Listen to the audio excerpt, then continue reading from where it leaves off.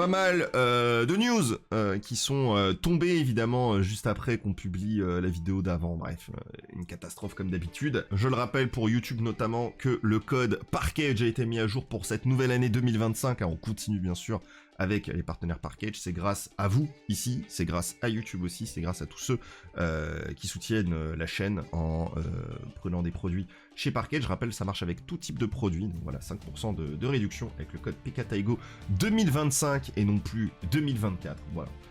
Très content de pouvoir continuer avec eux. Plein de belles choses nous attendent. Et on va pouvoir commencer avec les premières news, qui sont tombées. Eh bien, voilà, on a eu un deck build pack qui est sorti avec notamment... Hop, partout des boosters, on n'en peut plus, avec Crossover Breakers. Eh bien, voilà le prochain qui a été annoncé. Il s'agit de Justice Hunters. Hop là, on me voit plus, c'est fantastique.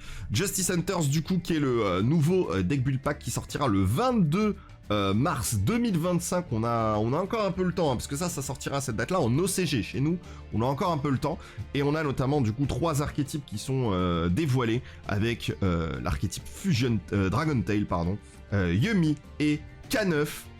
Bon, voilà, je suis très très hype pour l'un d'entre eux, qui est l'archétype du milieu. Clairement, il me sauce un peu là, ça me donne envie un peu. Il y a un petit côté prankies là voilà, j'ai envie de voir un petit peu ce que ça donne. On verra, c'est très difficile de deviner où ça ira. En fait, on a que... Alors, pour le coup, sur Prodama, on a déjà les mécaniques, c'est-à-dire on sait qu'il y aura du fusion synchro et de Elixies, ce qui je trouve cool. Je trouve c'est bien de... Voilà, ça nous... Les artworks, c'est sympa, mais c'est vrai qu'avoir tout de suite l'info de vers où on part, c'est quand même un peu plus sympa. C'est vrai que des fois, quand ils nous présentaient les précédents archétypes, c'était un petit peu flou, quoi. Donc c'était un petit peu bizarre. Du côté Dragon Tail, il y a quand même un côté un peu cosmique à la base, quoi. C'est un peu bizarre à dire. Je sais pas trop comment ça va rendre. Et voilà, fusion, c'est pas dans tous les sens. Yuumi qui a l'air un archétype très très mignon, mais vraiment très cool. Bon, K9 pour le coup, pour moi c'est un peu... Bon quoi, j'ai aucune excitation. Et vous savez quoi, si je dois mettre une pièce, j'aurais tendance à dire, mais juste comme ça, juste pour mettre une pièce, parce que il faut s'amuser un peu. On a rien, il n'y a pas un effet, il n'y a rien. Juste là, j'ai envie de mettre une pièce comme ça. J'aurais tendance à vouloir dire que K9 ne marchera pas, ce sera l'archétype un peu délaissé, comme Ryuge l'a été juste avant, et comme c'est à chaque fois le cas dans un deck build pack. Et je pense par contre que Dragon Tail et Yuumi, ce sera les deux gros archétypes de ça. Je dis pas ça parce que c'est ma préférence perso, mais je sais pas, je me dis, là sur ce qui vient de sortir sur le Crossover Breaker, ça a été Lien et Xyz qui ont été mis en avant.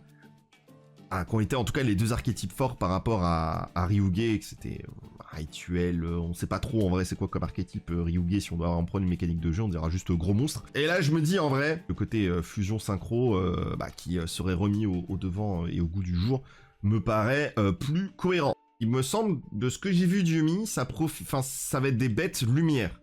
Et si c'est bêtes lumière, ça pourrait prendre en compte peut-être le support Ancient Fairy Dragon.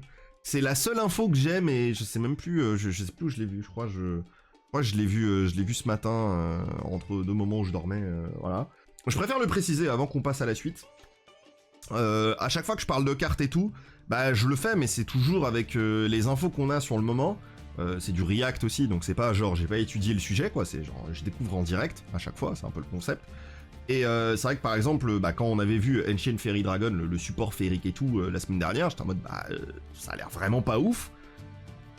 Je confirme toujours mes dires, ça a pas l'air incroyable. Par contre, c'est clair que si à côté on va avoir Yuumi qui va jouer autour des bêtes lumière et que les autres peuvent tuto des bêtes lumière, forcément ça peut créer quelque chose. Donc ça dépendra forcément derrière de ce que fait Yuumi derrière, mais je trouve que c'est intéressant. Donc voilà. Donc pour Yuumi, ça nous dit que ce sont des monstres synchro qui attrapent des petits gars mignons et excentriques qui sont les friandises les plus douces imaginables, qui sont lumière bête. K9 du coup, le nom du monstre qui est juste là, c'est numéro 17, déchiqueteuse. Donc, voilà, des monstres Xyz qui terrassent le mal et la méchanceté qui se propagent dans les ombres les plus sombres. C'est pas... ça indique pas grand chose. Et enfin pour Dragon Tail, donc conte de dragon forcément. Je sais pas s'ils garderont ce nom pour le coup en français. Ce sera des monstres fusion qui manient le pouvoir de la magie du dragon. Bon, là encore une fois, ça reste assez flou. Finalement j'ai l'impression que c'est Yuumi qui l'impression que c'est quand même Yumi qui est le plus précis dans ce que c'est. Genre le fait qu'on sache que ce soit des bêtes lumière synchro, bah ça m'a l'air assez plutôt pas mal. Voilà. Mais visiblement d'après vous c'est Yumi qui va flop et pas K9. Ok, bah pour le coup vous voyez, je suis pas forcément d'accord, mais bon, on met une pièce, on en reparlera fin mars, bien sûr. Sinon c'est pas drôle, on verra un petit peu comment ça se passe. Voilà. Et puis de toute façon, oui, pour l'instant il y a très peu d'infos, donc on va pas y rester 10 ans. Là par contre, on peut y rester un peu plus longtemps, évidemment, c'est le fait que Suda a eu droit à ses avant-premières. D'ailleurs, je rappelle que ce week-end, on va avoir droit aux avant-premières. Je serai à l'avant-première Suda à Parkage, du coup, ce samedi. Et on a eu, du coup, quelques ouvertures de la part de nos influenceurs préférés, notamment l'ouverture de Beryl. Et Beryl a fait forcément un peu parler de lui. Pourquoi? Parce qu'on en avait parlé il y a quelques mois... de ce petit Beryl qui est arrivé dans Suda, je dis quelques mois, peut-être j'ai vu sur les quelques au pluriel, qui va du coup faire partie du support Primit, et Beryl a une petite modification entre l'OCG et le TCG. La modification nous paraît être accidentelle, mais au final, on va en parler. Elle sera quand même active chez nous. Vous voyez que Beryl a l'effet de s'il est invoqué normalement, tu peux poser une magie piège Primit depuis ton deck, ça n'a pas changé. Tu ne peux utiliser chacun des effets suivants de Beryl qu'une fois par tour, ça n'a pas changé. Tu peux sacrifier cette carte, t'envoies un monstre normal depuis ton deck au cimetière, ça n'a pas changé. Et l'effet qui a changé, c'est le dernier. Durant la stand-by phase, si vous avez un monstre normal dans votre terrain ou cimetière, vous pouvez ajouter cette carte depuis le cimetière à votre main. À la base, lorsqu'on avait découvert la carte et en OCG, la carte ce n'est pas durant la stand-by phase, mais c'est durant votre stand-by phase. Là, le texte de la carte change drastiquement parce que son utilisation est totalement différente. C'est une carte qui, du coup, ici nous dit durant la stand-by phase en général, donc à chaque stand-by, la carte pourra revenir. Est-ce que ça suffira à rendre le support Primit avec peut-être Blue Eyes, etc. Infiniment plus fort voilà, ça dépendra. Rien n'est sûr, donc attention à cette hype Primit. Hein. Moi, je vous conseille vraiment de jouer Primit avec Blue Eyes, etc. Vraiment, si ça vous intéresse, plus que parce que ça va être fort. Voilà, parce que je pense que les prix de certaines cartes ont dû aussi augmenter depuis cette vérification. Mais voilà, sachez que, en tout cas, c'est là. Moi, je déplore ce genre de choses. Ça m'énerve quand ça arrive parce que...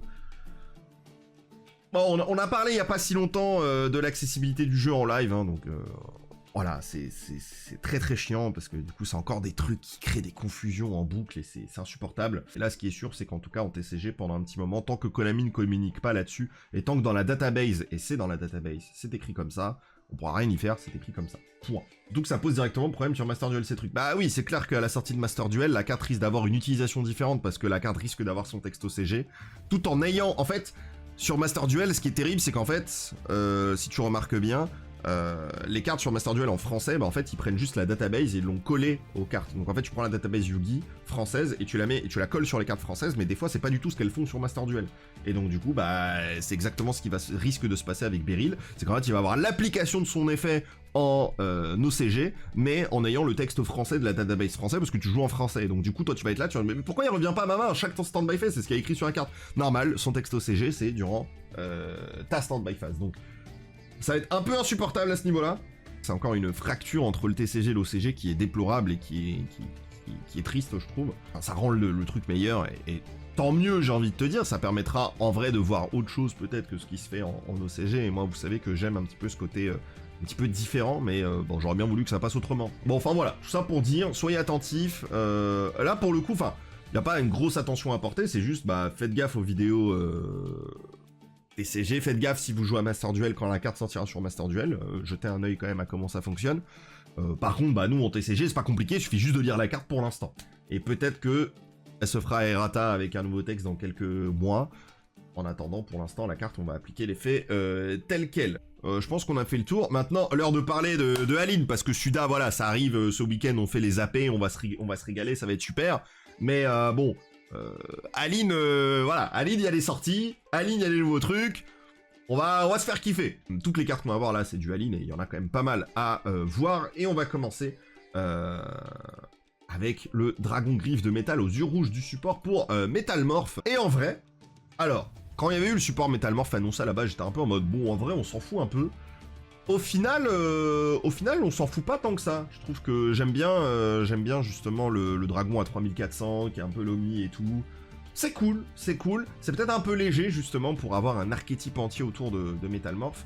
Là, ce qui est bien, c'est que, bon, visiblement, ça a l'air d'être encore un dragon, donc ça peut peut-être encore se jouer autour de ça. On va voir un petit peu ce que ça donne.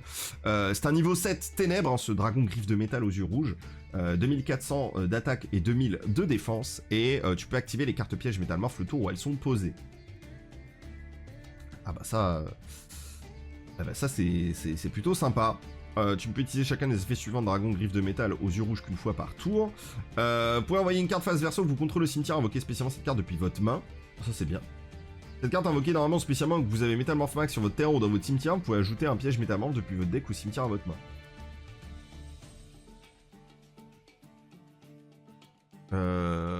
Oui, un piège Métalmorph, c'est pas...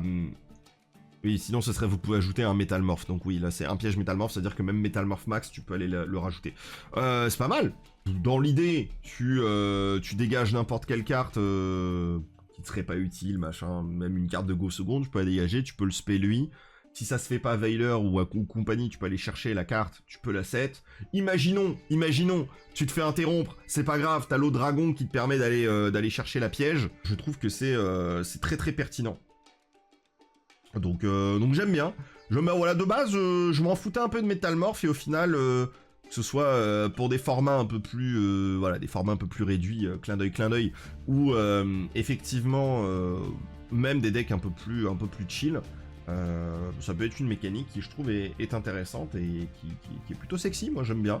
J'ai pas grand chose à reprocher à la carte. Hein. Tu peux activer les pièges instantanément. C'est plutôt cool, notamment pour le go second, je pense que ça peut faire du bien. T'es même pas obligé d'envoyer une magie piège, tu peux très bien set un monstre, envoyer le monstre au cimetière et tu le spé.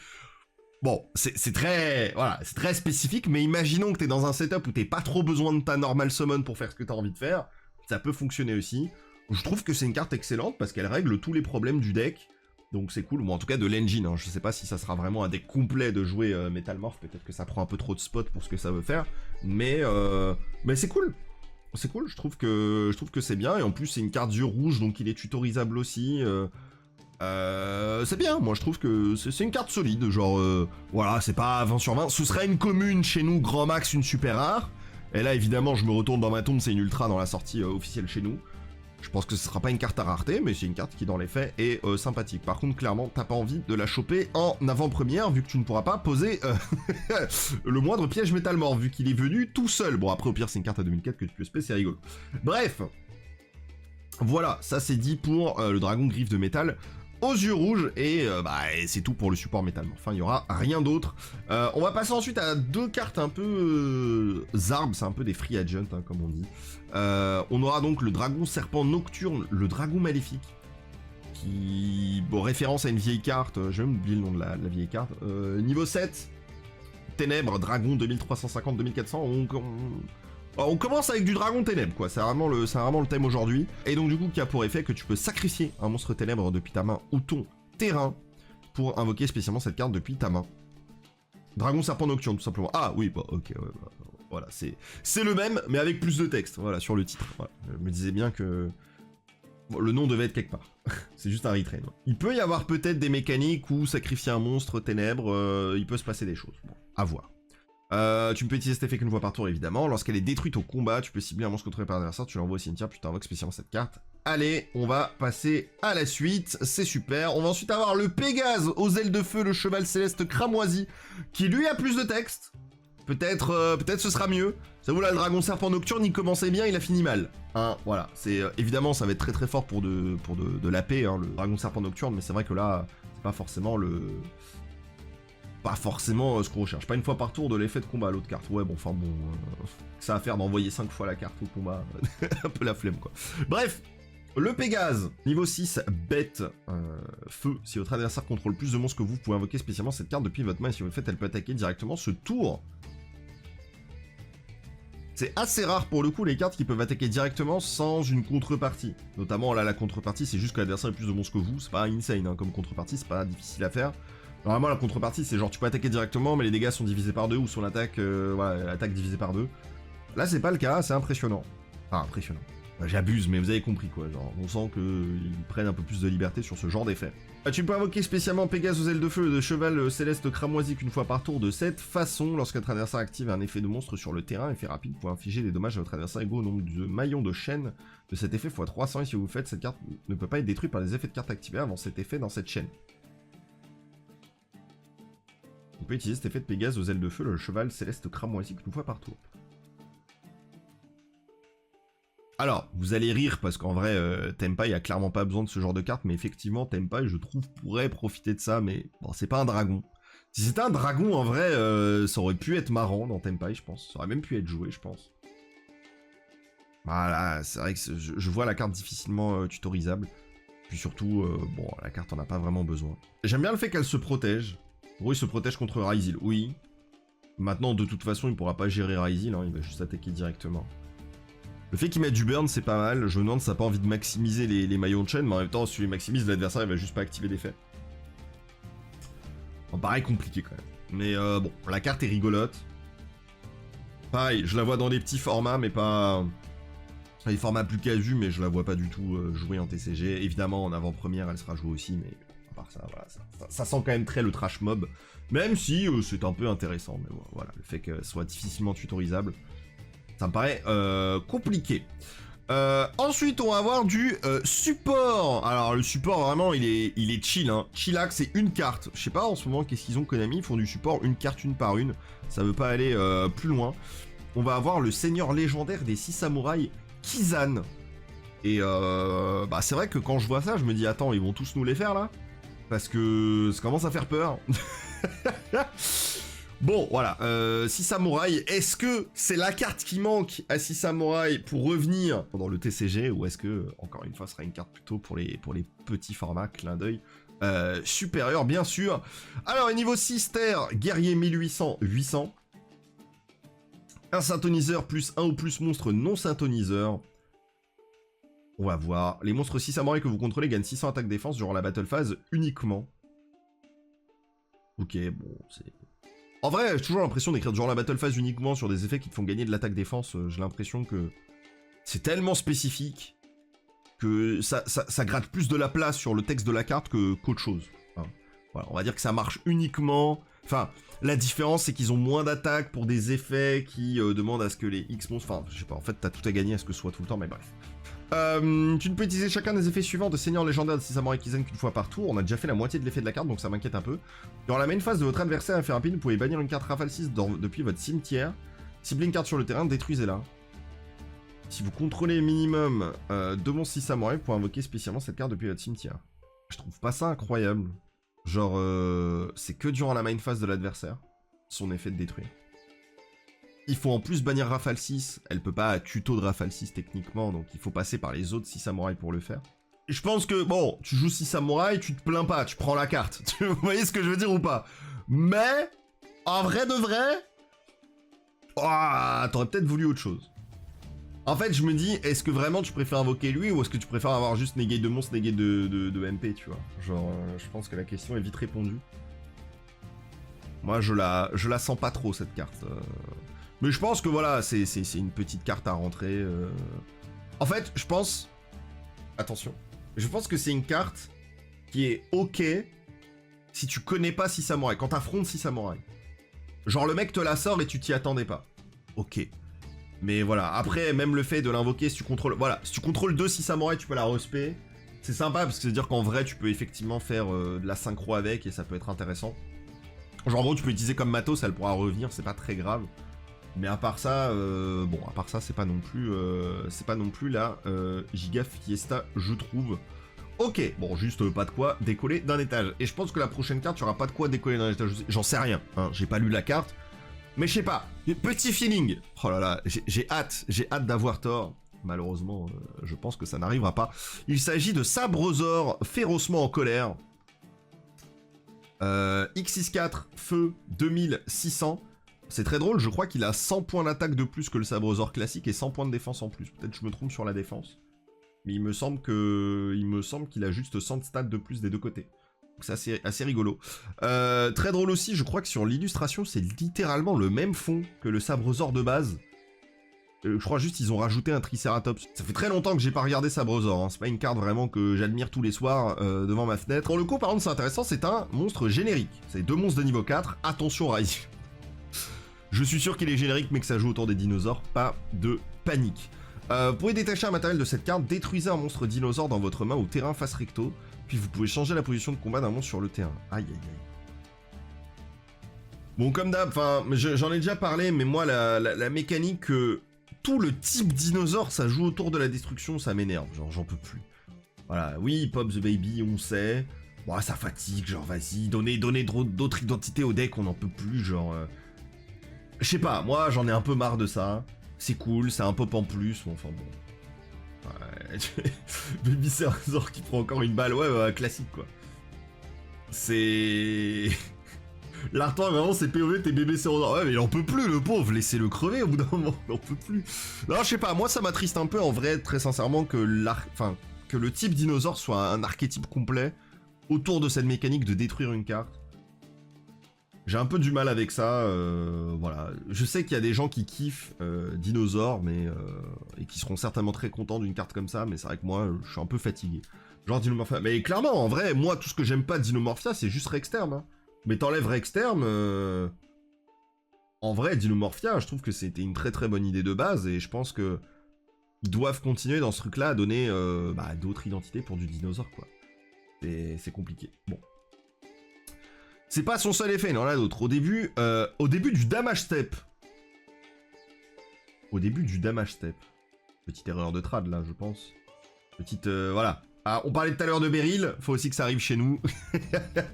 Au début du damage step. Si votre autre monstre dinosaure combat... Putain, c'est même pas lui. Frérot, il est en colère, mais il fait pas grand-chose, hein. À l'aide, hein. Vous pouvez détruire cette carte. Et si vous le faites, le monstre dinosaure gagne 2000 attaques jusqu'à la fin de la battle phase. Ah ouais. Du coup, ensuite, on va avoir du support, je sais pas, du support lien, du support rocher, on se pose des questions. Dogurado, la relique de pierre ambulante. C'est fantastique, c'est un monstre rocher lien 3 avec 1000 d'attaque.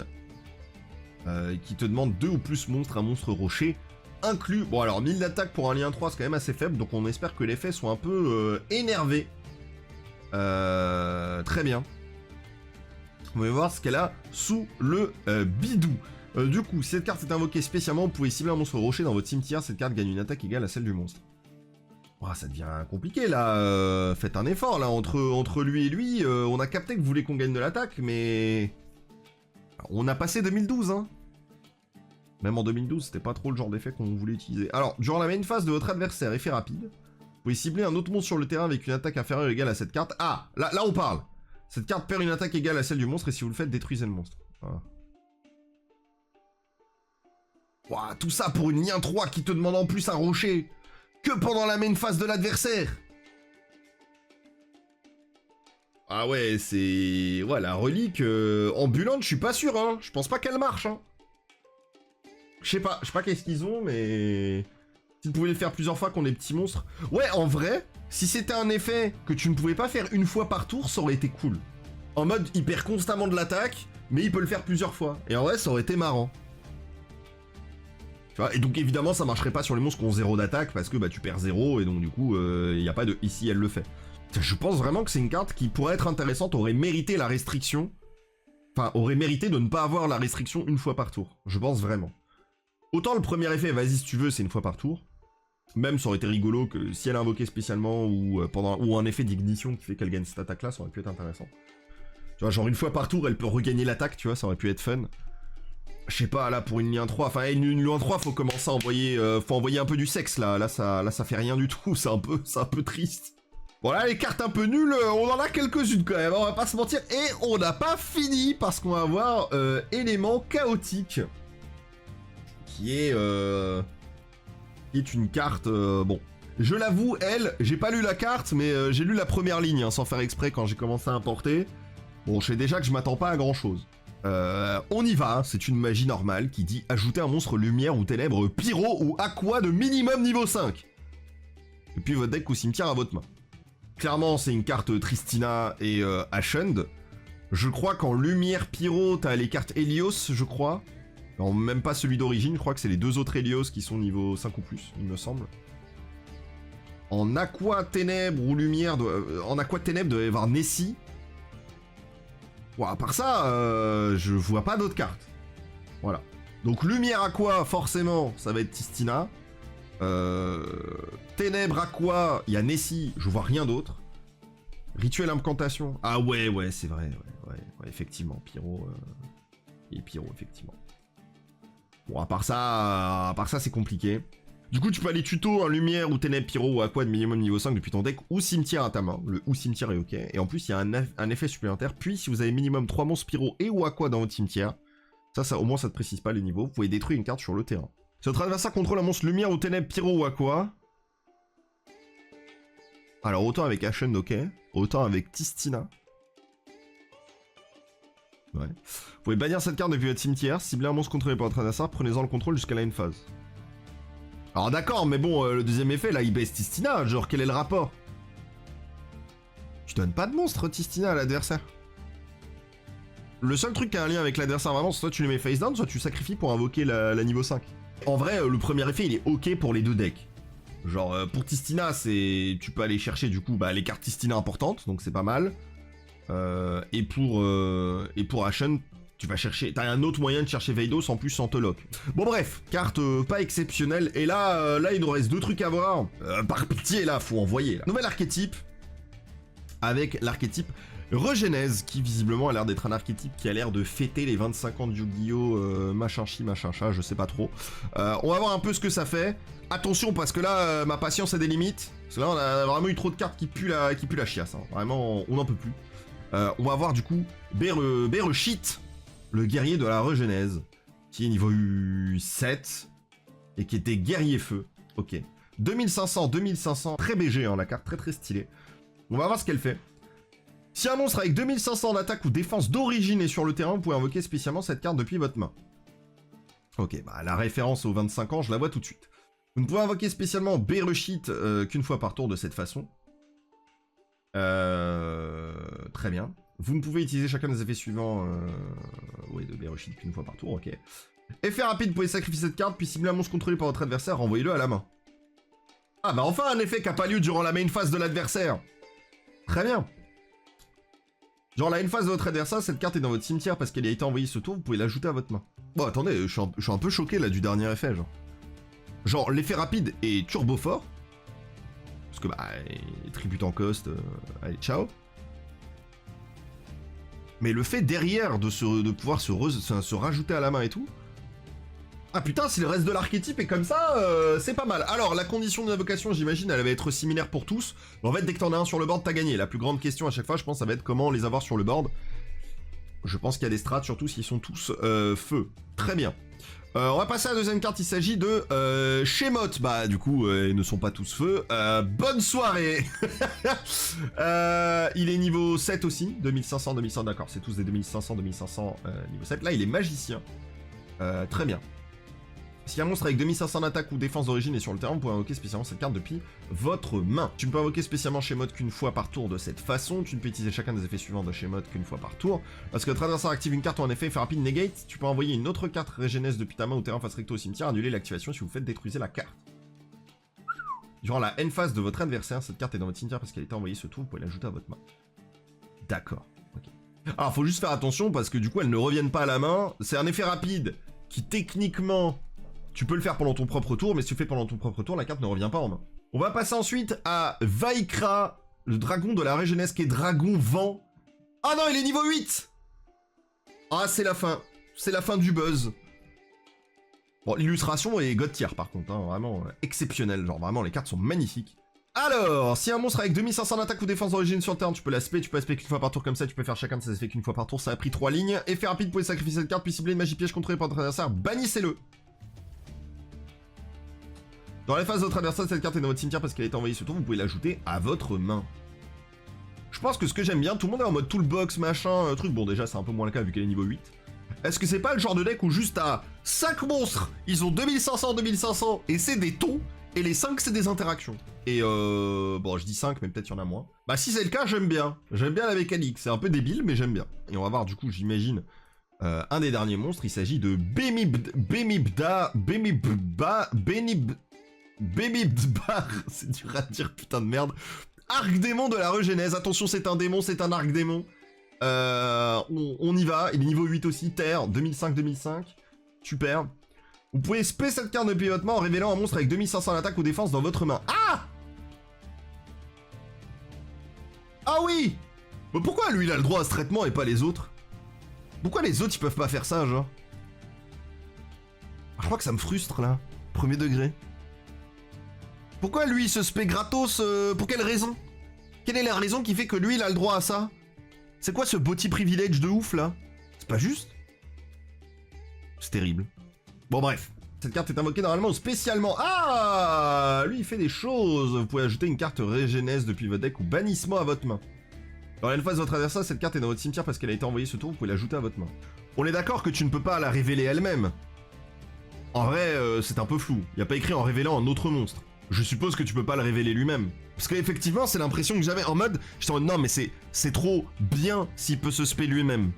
Enfin, s'il peut se spé lui-même. Si, c'est bien un autre. Ah, c'est bien écrit un autre, mais là, il n'y a pas écrit sur la carte en français. Ok. Ah, ils l'ont rajouté depuis, d'accord, ok. Alors, c'est moins fort. Voilà. Il peut pas se spé tout seul. Il faut que t'aies quand même un autre truc à 2500 dans la main. Ok, bon. Un peu plus triste. Surtout qu'à côté, il y a une certaine LZ Azamina qui fait tout toute seule. C'est une carte qui est facile à invoquer entre guillemets. Je trouve que ça paraît bizarre hein, ce que je vais dire, mais je trouve que c'est plus facile d'avoir un monstre à 2500 sur le terrain que dans ta main. Pas trop si vous voyez le jeu en venir. Parce qu'en fait, t'as accès à l'extra deck qui peut t'aider là-dessus, et t'as aussi le côté go second, si l'adversaire a invoqué un monstre, tu peux y aller tout de suite. Lui, c'est vrai qu'il n'y a pas ce truc-là. Donc vraiment, si vraiment tu l'as tout seul en main, t'as le seum. Vous voyez ce que je veux dire ou pas? Et moi, j'aime pas trop avoir le seum. Donc ça me fait un peu peur. Ça fait un peu semi-garnet, j'aime pas trop. J'aime pas trop cette idée-là. J'aurais préféré vraiment qu'il soit comme les 3 autres, en vrai. Ça aurait été mieux à mon sens, mais bon, on peut pas tout avoir. Par contre, évidemment, son effet à l'invocation est très bien. Juste, tu vas ajouter une carte Régénèse, donc pas un monstre. Donc ça peut être n'importe quoi. Et après, bah, c'est le côté, ok, bah, il peut se renvoyer à la main, mais bah, du coup, il faut que ce soit une autre carte qui l'envoie. Donc on va avoir notamment... Ah non, parce que lui, il se sacrifie. En fait, le seul moyen de l'envoyer lui-même pour l'instant, c'est avec elle. Envoyer une autre carte. Et pareil, elle aussi, je sais pas trop comment elle s'envoie, vu qu'elle se sacrifie pas. Il y a des trucs, ça a l'air un peu fouillis pour l'instant, mais il y a quand même des magies pièges, il y a aussi un autre monstre qui nous attend normalement. Donc voilà, tranquille, chill, mais pour l'instant, c'est vrai que ça fait un peu... Voilà, je suis pas sûr. On va ensuite avoir le Deutéronome, le dieu de la Régénèse, qui est niveau 10. Lumière. 2500, illusion. Ah non, il est pas invocable, uniquement invocable spécialement. Non, pas un effet particulier, c'est terrible. Ah, je pensais à la carte Sinful Spoil qui pouvait invoquer depuis le deck parce qu'il était illusion niveau 5 ou plus. Ah là là là là, c'est terrible, c'est terrible. Bon, uniquement invocable spécialement de pivotement en bannissant un monstre avec 2500 d'attaque et défense d'origine face recto que vous contrôlez. Ouh là là, vous le sentez lui, c'est le bestial Albalos. C'est-à-dire, c'est le boss monster, mais on s'en bat les couilles, personne va le jouer. Tu peux invoquer spécialement Deutéronome qu'une fois par tour. Si elle invoque SP, tu peux poser une magie piège Régénèse depuis ton deck. Gagne 2500 d'attaque durant la battle phase uniquement. Si elle attaque un monstre en position de défense, t'inflige dommage de combat perçant. Bah en vrai, ça dépend un peu des magies pièges, je pense. Si les magies pièges sont clacos, peut-être on le fera pas, sinon oui, ce sera jouable, mais... Bon, ça paraît... C'est très stylé, j'aime beaucoup, vraiment, je kiffe. Il y a un monde où ça va jouer des magiciens sombres, tu sais, peut-être une engine avec magicien sombre, parce que comme ça t'as un monstre à 2500 qui est facile à invoquer, peut-être avec Diable Star aussi, il y a peut-être un monde, tu vois.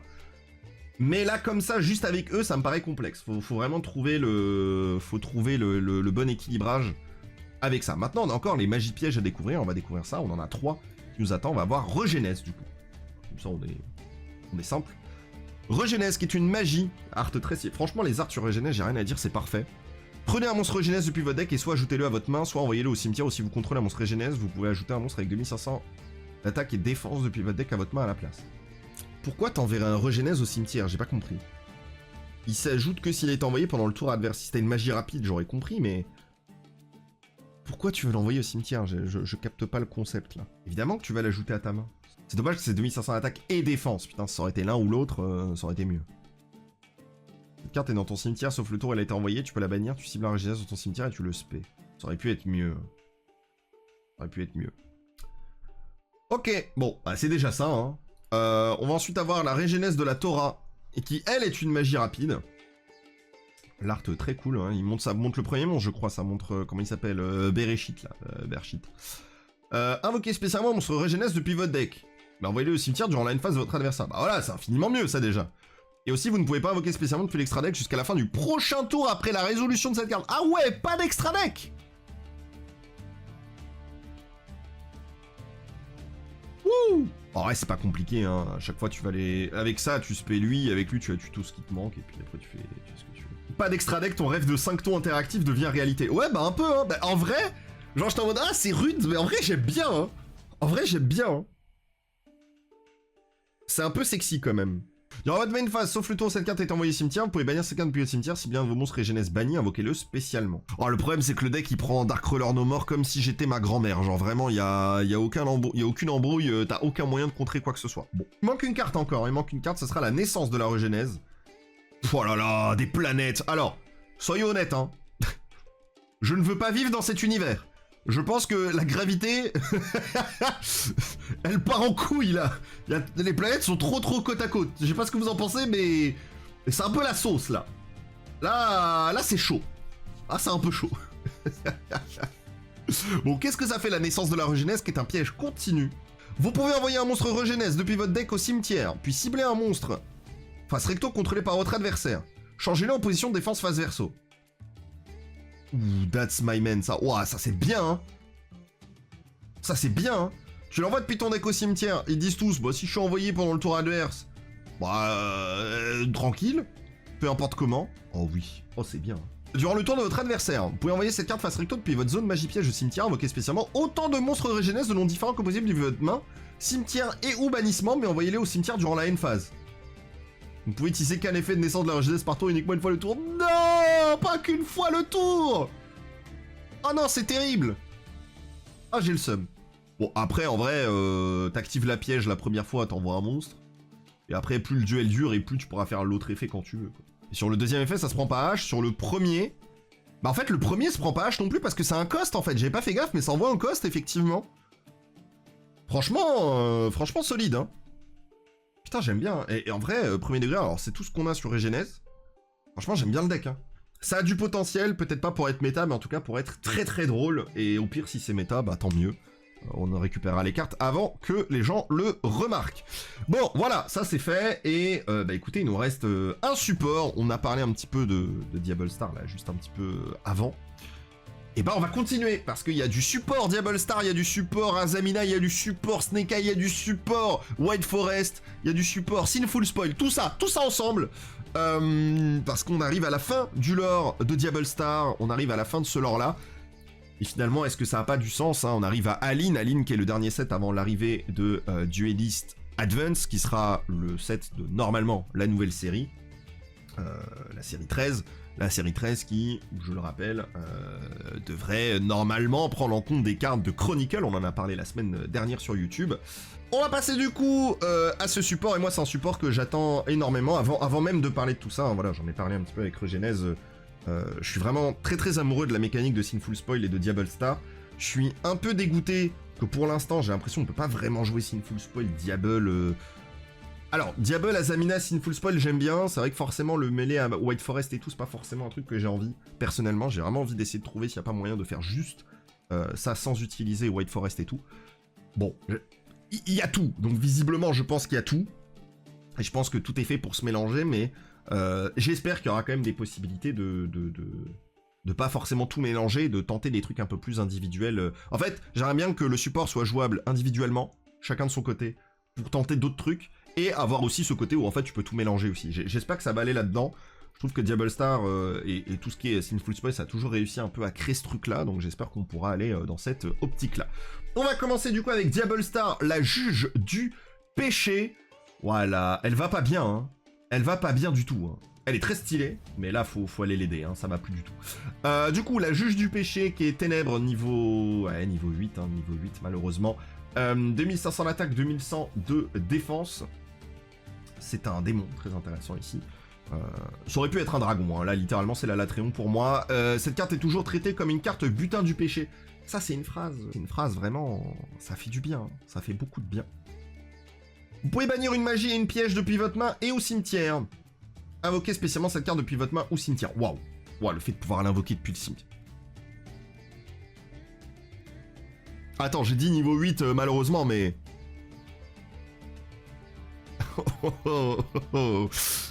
On peut faire des choses avec ça. Le cost par contre, t'inquiète que quand tu joues Lightsworn, c'est pas un cost ça. Hein. On va enlever Lightsworn, voilà. Désolé les Minerva, vous n'êtes pas là, on ne vous connaît pas de problème. Mais en dehors de ça, si on parle juste de Sinful Spoil, le nombre de pièges auxquels t'as accès, auxquels que tu peux poser, que tu peux utiliser, que tu peux recycler, c'est absolument broken. Donc je pense que vraiment les magies pièges, ça sera jamais un problème au niveau de Sinful Spoil. De toute façon, en plus, c'est n'importe quelle magie piège, donc vraiment, même là-dessus, c'est moins cher que gratuit. Je vous rappelle, on a quand même une carte qui est sortie dans Info, le Seigneur du Barou Manquant, qui est un démon lumière, certes, bon, voilà, qui peut s'invoquer en bannissant une magie, un monstre et un piège, pour juste s'invoquer depuis la main. Elle bannit une magie, un piège, et elle se spé depuis la main et le cimetière. Désolé, j'ai fait mon choix. Voilà. Bon, et c'est pas fini, parce qu'en plus, pitié, effet rapide. Bon, effet rapide, tu peux payer la moitié de tes LP. Ah, ça c'est cher. Ciblez une carte contrôlée par votre adversaire, détruisez-la. Puis si une autre carte monstre Diabel est sur le terrain, vous pouvez invoquer spécialement monstre synchro, synthétiseur, illusion, magicien depuis votre extra deck. Pardon. Ah oui, hein, bah je te donne mes LP aussi. Hein. Bah Diabel, elle va tout me prendre. Hein. Elle prend mes magies, elle prend mes pièges, elle prend mes LP, prends ce que tu veux. Y a pas de problème, je suis ton esclave, y a pas de souci. Vraiment, elle fait tout ce qu'on veut. Ouah, c'est insane. Alors c'est juste dommage que ça target une carte, mais vas-y, faut pas abuser. Et en fait, une carte monstre Diabel, ce qui est très fort, c'est que ça marche aussi sur les Diabels en zone NP. Donc par exemple, si tu joues Snake Eye Diabel, et bah ça marche, parce qu'elle est dans la zone MP. Si tu joues Dramatic Snake Eye Chase, là, tu peux poser... Bon, en vrai, tu peux la mettre elle-même directement, mais tu peux placer une Diabel. Tu peux spé cette Diabel là, tu fais l'effet, tu pètes un. Oh, c'est insane. Tu fais l'effet, tu pètes un, t'invoques un truc, et en plus pendant la end phase, tu peux spé la Diabel qui est dans ta zone MP grâce à Dramatic Chase, et en plus après tu peux set un truc.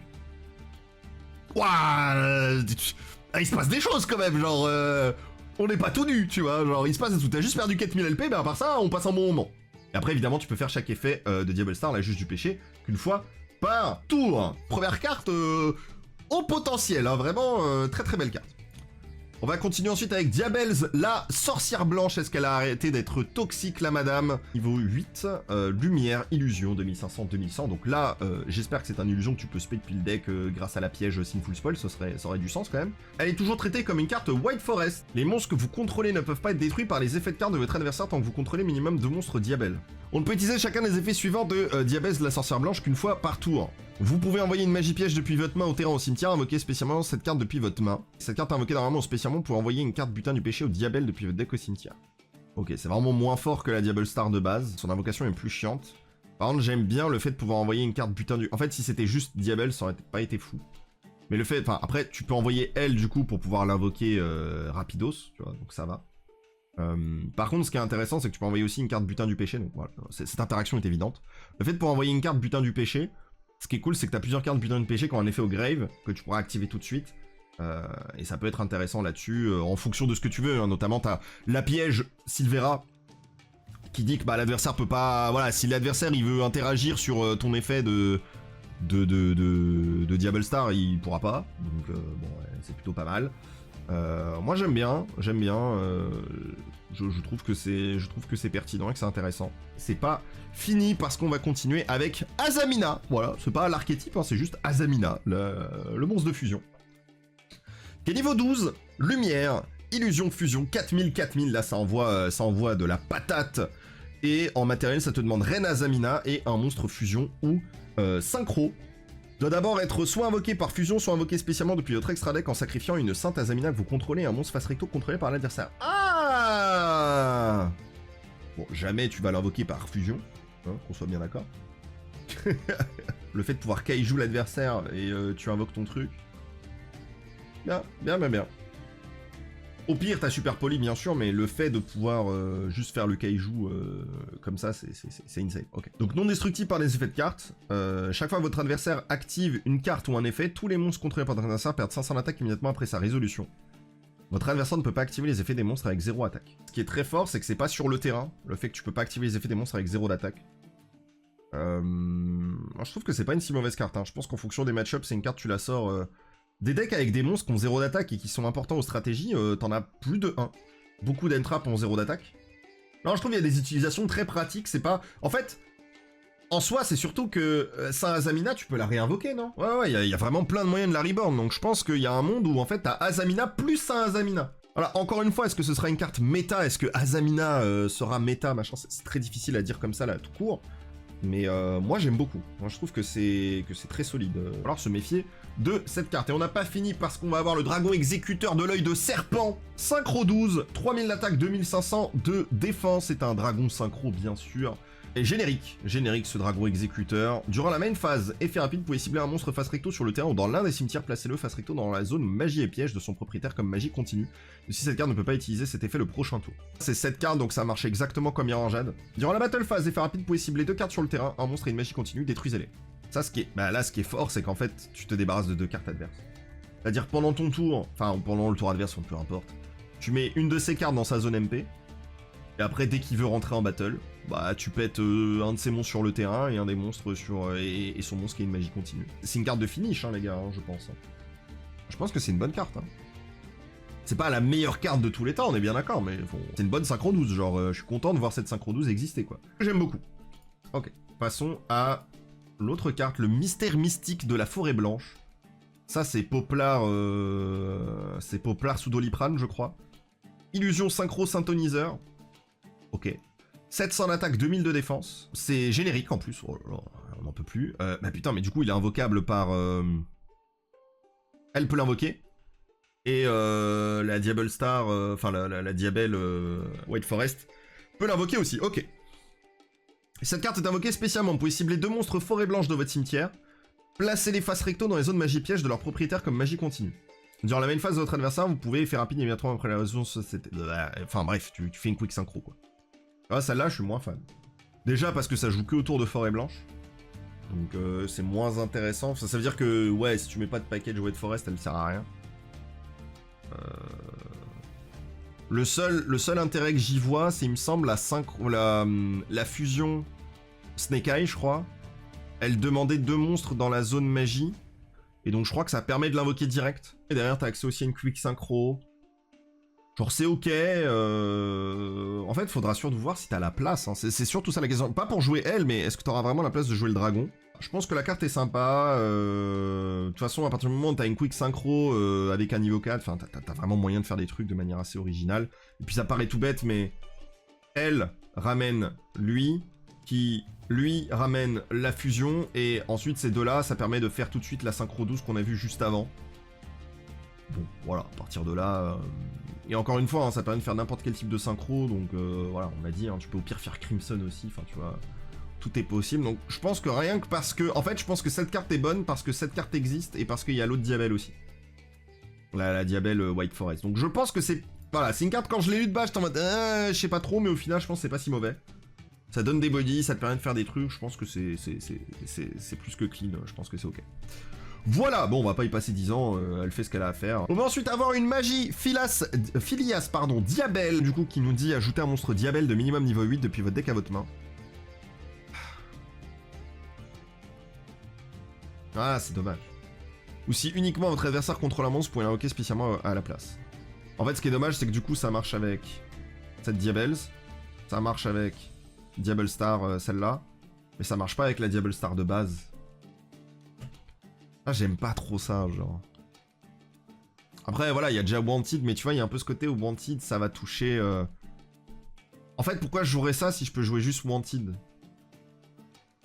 Ouais, il y a Diabelle Snake Eye aussi, mais... Ouais, Diabelle Snake Eye, on peut jouer Wanted, si vraiment on veut.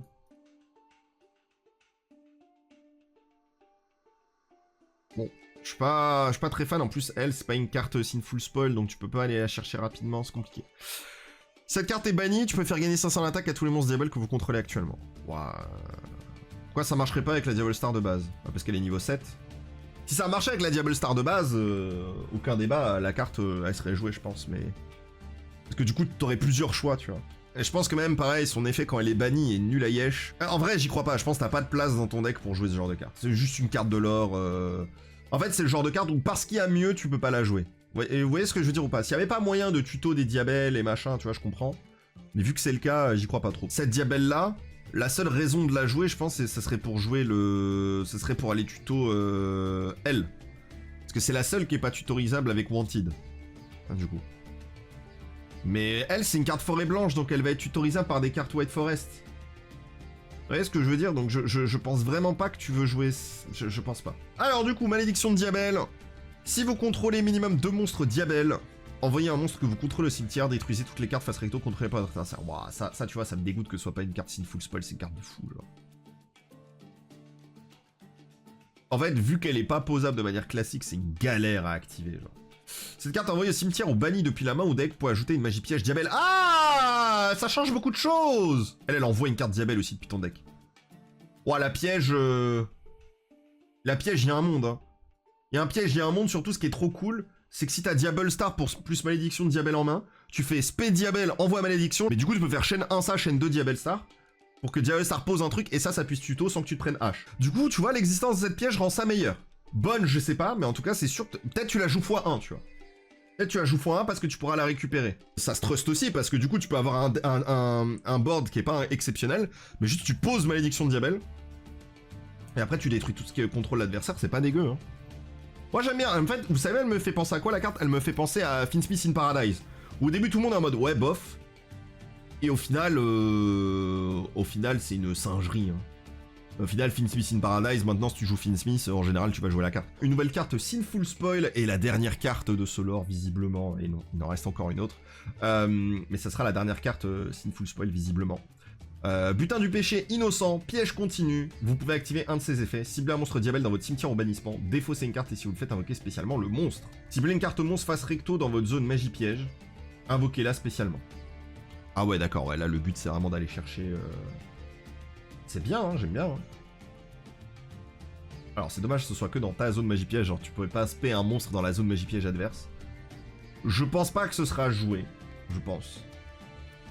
Mais c'est toujours dur à dire quoi, c'est toujours en fait des cartes t'as envie de tout mettre x1 et vas-y à la Branded, tu vois, vas-y, on met tout x1 et on va tout tuto de toute façon, on s'en bat les couilles.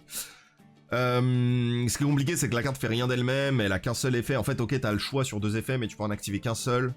C'est quand même un peu dommage. Je pense que si le premier effet qui permettait de respect un Diabelle sans défausser, je pense que ça aurait été mieux. Si tu pouvais juste respect sans défausser, ça aurait été plus fort. Là je pense que malheureusement... ça fait rien réellement de différent de ce qu'on a déjà vu. Bon voilà, c'est pas la meilleure carte de tous les temps, clairement. Mais on n'a pas fini, parce qu'il manque une carte, et il s'agit de Sorcière de la Forêt Blanche, qui est du coup la magie de terrain de White Forest, donc White Forest qui finit du coup avec une magie de terrain, et ça peut tout changer. Hein. Lorsque cette carte est activée, vous pouvez ajouter un monstre Forêt Blanche depuis votre deck à votre main, et si vous le faites, vous ne pouvez pas invoquer spécialement de monstre Ténèbres depuis l'extra deck le reste de ce tour. Ok, bon, bah c'est une lock plutôt violente. La première fois que chaque monstre Forêt Blanche que vous contrôlez va être détruit au combat à chaque tour, il n'est pas détruit, ouais, là tu vois par exemple, bon, voilà. Vous pouvez cibler un monstre Forêt Blanche que vous contrôlez et les traiter comme un satoniseur ce tour. Ouais. Vous pouvez utiliser cet effet de sortir de la forêt blanche qu'une fois par tour, vous ne pouvez activer qu'un sorcier de la forêt blanche par tour. La lock de sortir de la forêt blanche, ça a l'air d'être juste lore accurate. C'est-à-dire que il y a eu les Azamina qui se sont tapés avec les Diables et les White Forest. Les White Forest ont gagné, et donc du coup il n'y a plus de ténèbres dans la forêt blanche, c'est terminé. Donc il y avait des ténèbres avant, c'est pour ça que la lock elle fait ça. C'est genre, la lock c'est après la victoire dans Sorcière de la forêt blanche, et ben maintenant il n'y a plus de ténèbres, donc tu ne peux plus invoquer du ténèbre. Je sais pas si c'est très clair ce que je dis. Mais j'ai l'impression que ça a été pensé comme ça et que c'est la manière qu'ils ont réussi, Konami, à mettre en place la lock dans les faits. En mode, regardez, on a gagné, on va ajouter un monstre forêt blanche, et maintenant il n'y a plus de ténèbres. Pour être sincère, c'est encore une magie de terrain qui ajoute un monstre depuis ton deck à ta main. J'aime pas les magies de terrain qui tuto. Je préfère quand c'est un peu plus original que ça, malheureusement c'est vraiment le design zéro, donc je suis vraiment pas fan de ça. Le fait que les monstres sont pas destructibles au combat, franchement, on s'en fout. Enfin, je dis on s'en fout, mais ça peut être très utile. Mais je pense que ça aurait pu mettre autre chose, tu vois, genre... genre les monstres Diabelle et Forêt Blanche, tu vois, pour que ce soit un peu plus sympa. Et après, ouais, tu peux cibler un monstre White Forest que tu contrôles. En fait, c'est cet effet-là que je trouve le plus intéressant. Mais même si évidemment le meilleur effet c'est d'aller tuto, hein, me faites pas dire ce que j'ai pas dit. C'est juste que d'un point de vue design, ça m'excite vraiment pas. Alors, à chaque fois que je vois un terrain, il y a écrit lorsque cette carte est activée, je sais très bien ce qui va se passer, ça m'énerve. Donc là j'aime bien. Tu peux cibler un monstre forêt blanche que tu contrôles, traiter comme un synthoniseur. Ça permet de. Bah voilà, quand t'es un peu en galère, ça peut être drôle. C'est sympa, c'est plutôt une bonne carte, hein, on va pas dire l'inverse, mais là c'est vraiment très spécifique à White Forest. On a Aline qui est un peu la fin d'une ère. On a Diable Star qui signe aussi la fin d'une ère. Est-ce que l'ère qui va suivre dans Yu-Gi-Oh sera tout aussi passionnante? Bah je l'espère, je pense que ça va être... je pense que ça peut vraiment être intéressant et j'ai un peu hâte d'y être, hein, très sincèrement.